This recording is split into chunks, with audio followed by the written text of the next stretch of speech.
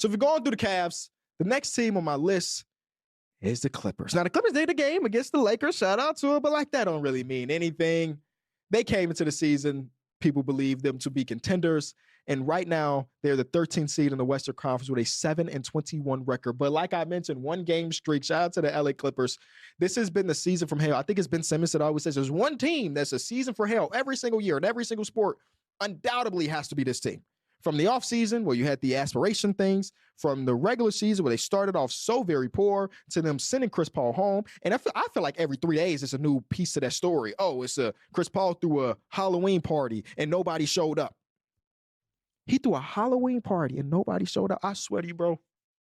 If I threw a Halloween party for the Enjoy Basketball team and nobody showed up, I'm not showing up to work myself the next day or the day after that. Because y'all not going to disrespect me. I done bought these cupcakes, and I can't even eat the cupcake. I can't eat dairy, but I bought cupcakes for y'all. And Chris Paul's in there, too. He's vegan. He probably had the normal cupcakes for them. So the vibes are an all-time low over there. Again, they got to win. And you know what? I made a tweet where I was like, tell me the player that is relatively realistic, right, or something along the lines, that your team could acquire that you want to see your team acquire. And I saw a lot of teams say, man, give us Big Zoo. I saw not Lakers fans. I saw Pacers fans. I saw it was Pacers fans. It was Celtics fans. I saw Warriors fans. I'm like, The Warriors are also on my list. Spoiler alert. I'm going to talk about them next. And I'm like, do I need to load up the trade machine? I did. It didn't work. But in my mind, it was a whirl. And I think it was AP Hoops that put it into my mind. Shout out to him. He's a Clippers fan. He was like, I'm trading Zubats away to the Warriors, if I could get some picks from the 2030s, the post-Steph Curry era. Because do you trust Mike Dunleavy to put together a really good team post-Steph Curry? Hell, he can't put together a really good team in the Steph Curry era. So I'm like, yeah, would I trade away Big Zoo if I got picks back from the Warriors post-Steph Curry? That's interesting. I couldn't put together the trade, though. The money is weird because second day for teams, yada, yada, yada. Somebody very smarter than I am, would be able to make that trade. I couldn't do it. But it made me think. But the Clippers do have bad vibes, so much so that I guess that James Harden could potentially be on the move. And I think that if James Harden's on the move, that you kind of have to open the door for Kawhi. What teams be interested? I don't really know.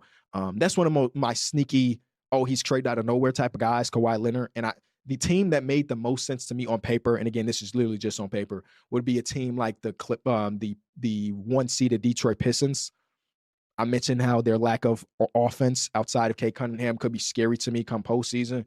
Kawhi Leonard, though he is an injury risk, as you know, would be an interesting fit there. It's just a matter of what his value is. You don't want to give up too much for him because of the injury risk. But like, if you're trying to tell me I'm the Pistons, I can trade away Jay Nivey, Tobias Harris, whatever salary fill is necessary that's not part of the true core, and like a pick, I feel like you should be able to do that trade. That's me saying that without off the top of my mind knowing what the Kawhi Leonard contract is. Maybe you don't even want this extra money. But like if Kawhi Leonard's available, I think that's a sneaky, interesting dude. And maybe it could be 2.0 where he gets another lightning in the bottle. I'm healthy this season and I win another championship type of thing. But now as a co-star versus the number one guy.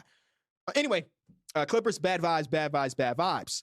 Next team on the list, again, I mentioned it. It is the Golden State Warriors. They did get a win the other night versus a really solid Phoenix Suns team. You got to tip your hat to that one.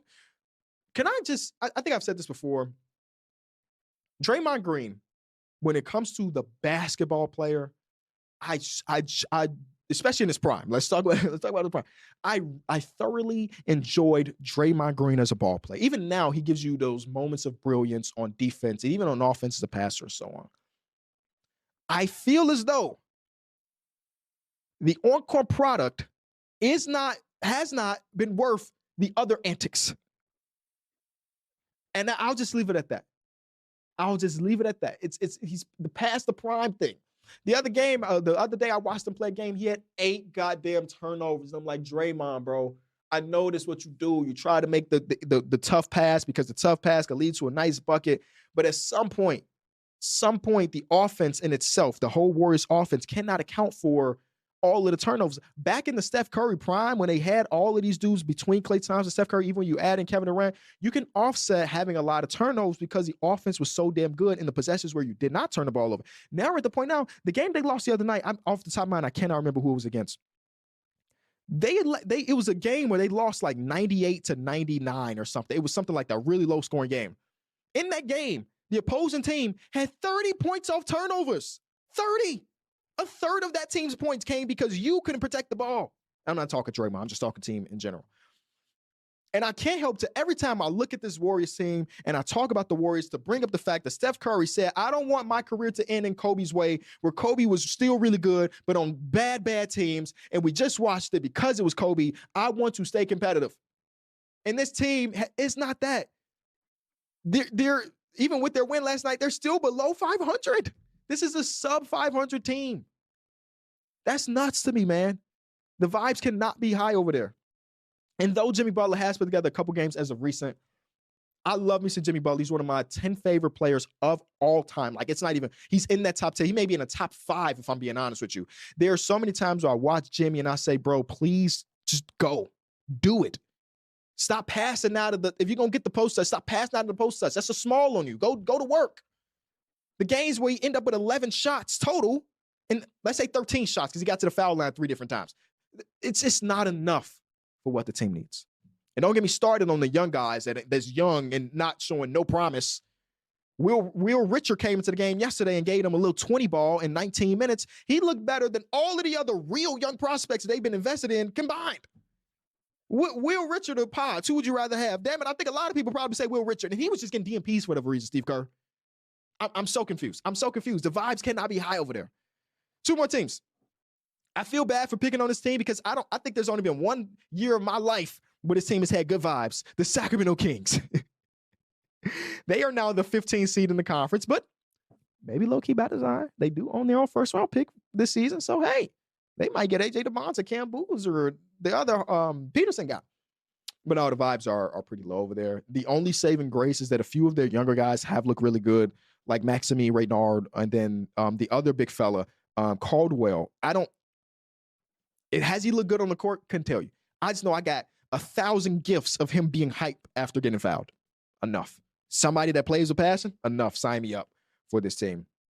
I mean, I think one of the reasons why they are on this list right now, it's not just because of the record. It's like not knowing the right way out under this management group, under this ownership group. Because the easy solution is we just trade everybody for pennies on the dollar. Anybody that wants DeMar DeRozan, take him. Anybody that wants Sabonis, take him. We have all of our own first-round picks for the foreseeable future. I think at 2031, the Spurs have the right to switch. But other than that, we have our own picks and maybe a couple more from other teams. You would just say, wash your hands, start the rebuild.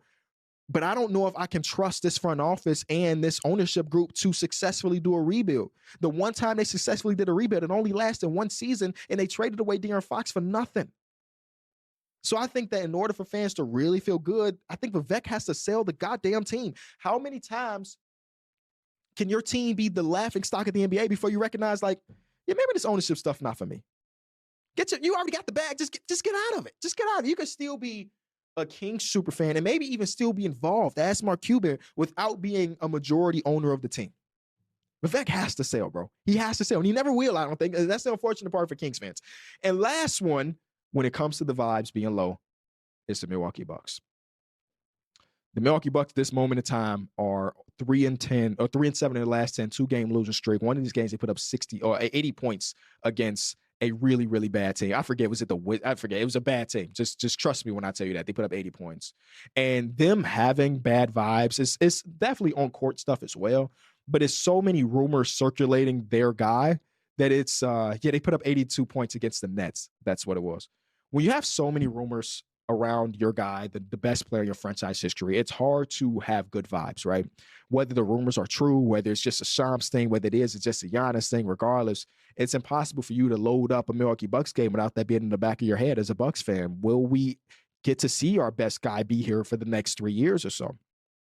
And I just say Giannis is another one of my favorites. That's my boy. Shout out to him. Keep sending those PR packs. We love you. The answers in the media are just always 1 foot in and 1 foot out and just keeps the door open. And maybe that's his goal, but in my mind, if you want to go, you want to go. And just saying you want to go should probably be good enough. But when you have this 1 foot in, 1 foot out, it gets to the point where now Bucks fans are defending you as a talent on this team, and maybe you don't even want to be on the team anymore. So the vibes aren't good. Just aren't good. And then he's going to be offensive time, and the team might not be good enough to make it worth him staying around.